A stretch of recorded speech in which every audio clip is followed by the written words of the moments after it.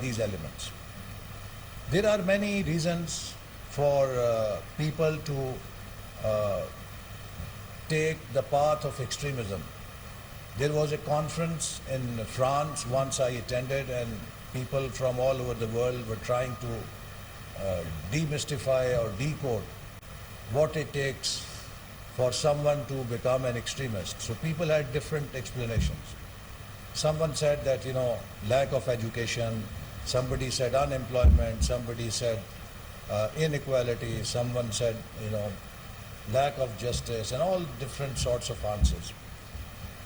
I remember there was a very senior veteran professor from either from Oxford University or Cambridge, I don't remember correctly, but he was very aged. And he was of German origin. He happened to be a Jew also. So he said that, look, what happened to Jews in Germany, today if you mention that in modern Germany, they would not even like to discuss it. It was so embarrassing for them. But were Germans illiterate nation? Were Germans unsophisticated people? Actually, German nation is one of the very advanced nations in Europe. But they, when they fell victim to the ideology of hate propagated by Hitler, they were completely blindfolded.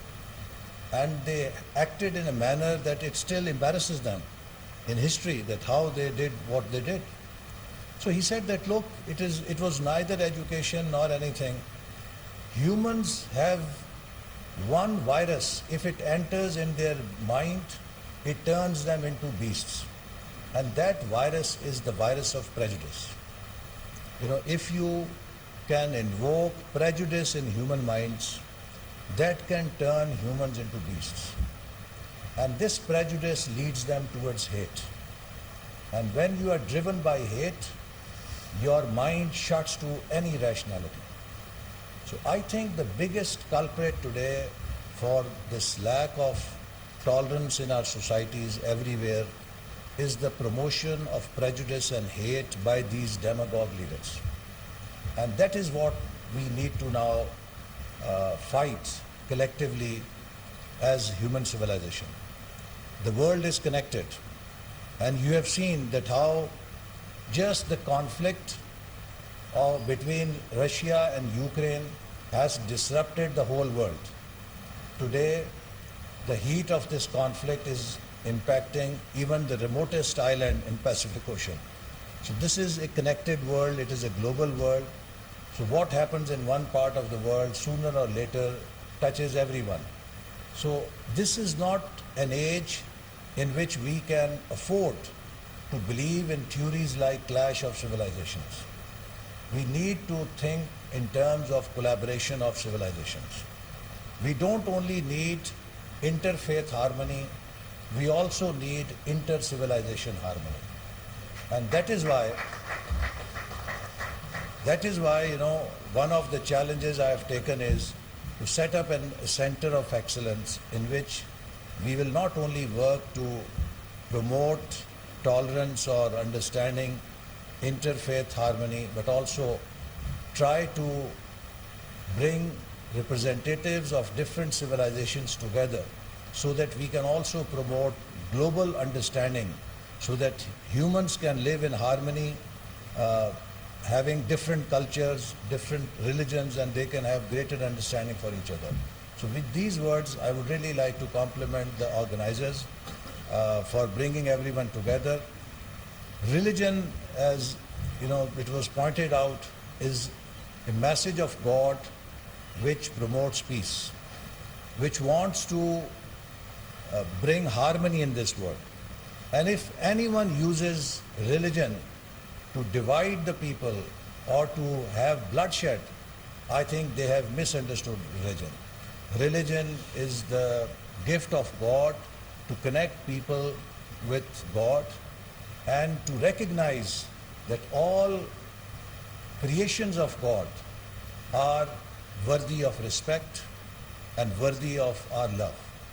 So therefore, if we are not respecting God's creations, we are not true believers. And Islam has gone to the extent that Prophet Muhammad sallallahu alaihi wasallam said that if any Muslim would do any injustice to a non-Muslim, I will be a complainant on behalf of that non-Muslim against that Muslim on Day of Judgment.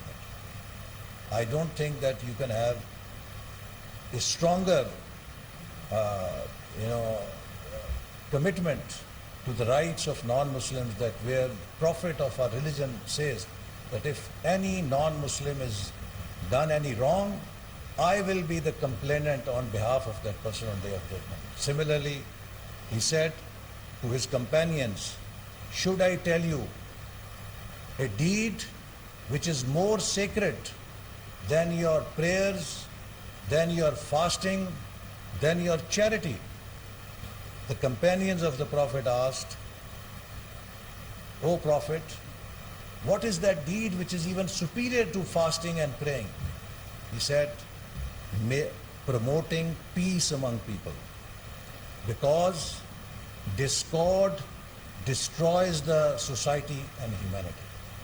So he has placed so much premium on bringing peace in society, settling conflicts.